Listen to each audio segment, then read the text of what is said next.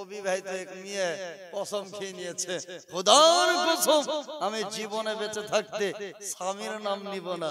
দেখছে যখন তার বিয়ে হয়েছে, বিয়ে হয়ে যাওয়ার পর দেখছে তার স্বামীর নাম জিরা। কি নাম? জিরা। এখন স্বামী গেছে একবারে বিদেশ খাটতে, এখন পার্সের মুদিখানার দোকান থেকে এখন মাল নিবে, তো নিবে কি করে? দোকানদার ভাইকে বলছে, ভাই রে, বলছে হ্যাঁ রে বল, বলছে তোমার কাছে পেঁয়াজ আছে? বলে হ্যাঁ আছে। বলে দেন, বলে নেন। রসুন বলে আছে? বলে দেন, বলে নেন। আলু বলে আছে? বলে দেন, বলে নেন। মরিচ আছে? বলে দেন, বলে নেন। হলুদ আছে? বলে দেন, বলে নেন। লবণ আছে? বলে দেন, বলে নেন। যা দেওয়ার নিয়ে নিল, কিন্তু যখন এখন জিরা নিবে তো নিবে কি করে? জিরা যদি নিতে চাই, যখনই জিরা নিবে, জিরা নিতে গেলে তো স্বামীর নাম। তখন বলছে হ্যাঁ দোকানদার ভাই, বলে একটা মাল নিতে হবে।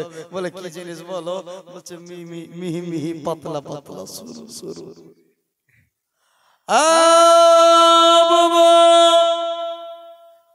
আমার দোকানে এমন জিনিস নাই। বলে ভাই গো, আছে আছে, আপনার দোকানে আছে, জিনিসটা সরু সরু মিহি মিহি পাতলা পাতলা। বলে বুবু রে, জিনিসের নাম কি জানো না? বলে জানে। তবে কেন বলো না? বলো ওই জিনিসের নাম আমার দ্বারা বলা যাবে না। সুবহানাল্লাহ। এই জিনিসের নাম জানো না? বলে হ্যাঁ জিনিসের নাম জানি। তাহলে কহো। বলে কহবো না। বলে কেন? বলে কহিলে ক্ষতি আছে। বলে হাই রে কপাল, আমার দোকানের জিনিস নাম কহিলে ক্ষতি হবে? তো আমি কতবার যে দিনে কহেছি, তাহলে আমার কি ক্ষতি হয়েছে? আরে বাবারে, জিনিসটা কি রে? জিনিসটা বলো না। বলছে তোমার কি জিনিসের দরকার? বলে আছে সরু সরু মিহি মিহি পাতলা পাতলা। জিনিসের নাম যদি জানো তাহলে বলো, নচেত ঘুরে যাও, মাল পাবি না। বলছে না গো ভাই, বিশেষ দরকার, লাগবে, একটু দাও না। বলে জিনিসের নাম জানো তো? বলে হ্যাঁ জানি। তাহলে বলো না। বলছে বলবো না। বলে বললে ক্ষতি। বলে ক্ষতি কি? বলে জান্নাত পাবো না। হাই রে কপাল, আমার দোকানের জিনিস আর তার নাম বললে নাকি জান্নাত পাবে না? তাহলে আমার জিনিসটা আমি দিনে কতবার যে বলছি, আমার উপরে তো জান্নাত হারাম। আরে বুবুরে বলবে কোন জিনিস? দেখছে যে মৌলবি বিয়া পড়িয়েছিল, ওই মৌলবি সাইকেল নিয়ে আসছে। এই মহিলা জোরে সালাম, আসসালামু আলাইকুম। কে? বলছে ওই যে বিয়া পড়াইতে গিয়ে 1000 টাকার জন্য, ওই যে ও জিরার বউ নাকি? বলে দোকানদার ধরুন। বলে কি যেটাই বললো সেটাই দেন। সুবহানাল্লাহ। বলছে হ্যাঁ কি জিনিস? তখন বলছে মৌলবি সাহেব একটু বলে দেন না। বলছে দোকানদারকে জিরা দাও। জিরার দোকানদার বলতে লাগলো, মৌলবি সাহেব জিরা দিব পরে, আগে আপনার কাছে আমি মশলা নেব। বলে কিসের মশলা? বলে মৌলানা, কোন মহিলা স্বামীর নাম প্রয়োজন ক্ষেত্রে নিতে পারে কি পারে না? স্বামীর নাম ধরে ডাকতে পারে কি পারে না? ও মৌলানা, বলুন বলুন হবে কিনা? মুফতি সাহেব, মৌলানা সাহেব বলতে লাগলেন, দোকানদার কোন মহিলা যদি চাই প্রয়োজন ক্ষেত্রে তার স্বামীর নাম ধরে ডাকবে, প্রয়োজন ক্ষেত্রে প্রয়োজন সূত্রে স্বামীর নাম তার স্ত্রী নাম ধরে ডাকতে পারে। আধার কার্ডের যদি জন্ম আসলো, তোমার স্বামীর নাম কি বলবে? ডাক্তার বাবু বলবে তোমার স্বামীর নাম কি তাই বলবে। মাওলানা সাহেবের প্রয়োজন পড়লে, গ্রামের কোন মানুষের প্রয়োজন পড়লে, যখনই প্রয়োজন হবে স্ত্রী স্বামীর নাম নিতে পারে, তবে অপ্রয়োজনে নাই।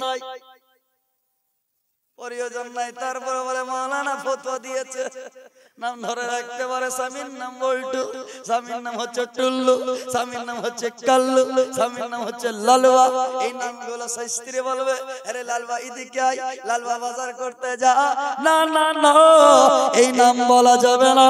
বারবার ও কারণে স্বামীর নাম যদি ধরে ডাকেন বেয়াদবি হবে, বেয়াদবি করা যাবে না। কারণ আপনার স্বামীকে আল্লাহ কোরআনের মধ্যে বলেছে, আর রিজালু কাওয়ামুন আলান নিসা, স্বামীরা হচ্ছে স্ত্রীদের হাকিম। জোরে বলুন মুসলমান, স্বামী স্বামীরা হচ্ছে স্ত্রীদের হাকিম, হাকিমের নাম ধরে ও কারণে যখনই বারবার বলবেন বেয়াদবি হবে। আর যার পায়ের নিচে মায়েদের জান্নাত, ওই জান্নাতের মালিকের নাম অর্থাৎ স্বামীর নাম, হাকিমের নাম ধরে ডাকাটা ও কারণে বেয়াদবি হবে। বারাদার মা বোন বুঝে রাখতে হবে, স্বামীকে ও কারণে কখনো নাম বলবেন না। আর কারণের ফিরে আবার প্রয়োজন ক্ষেত্রে বলতে হবে। দেখছি কেউ ভাতিজাকে হেজি শান্ত তোমার চাচার নাম কহে দাও তো। অনেক জায়গায় আছে জি খালা বলেন তো খালুর নাম কি লিখবো, চেকে কত কেজি ধান দিলেন 10 কেজি, বলেন নাম বলেন, বুঝে শান্ত তোমার চাচার নাম কহে দাও।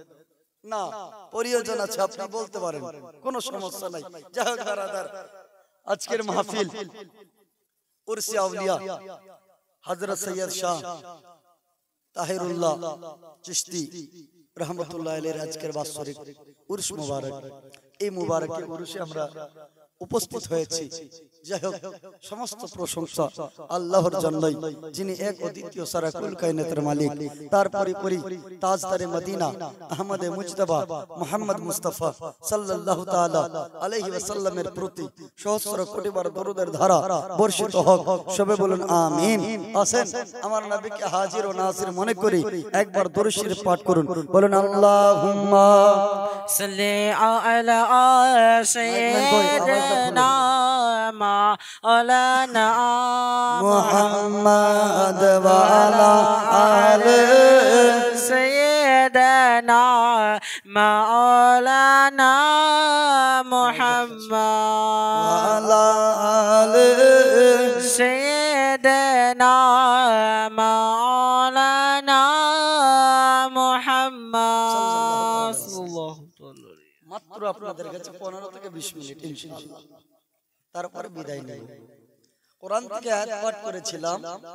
আল্লাহ কোরআনের মধ্যে বলেন, ইয়া আইয়ুহাল্লাযীনা আমানু, হে ঈমানদারগণ,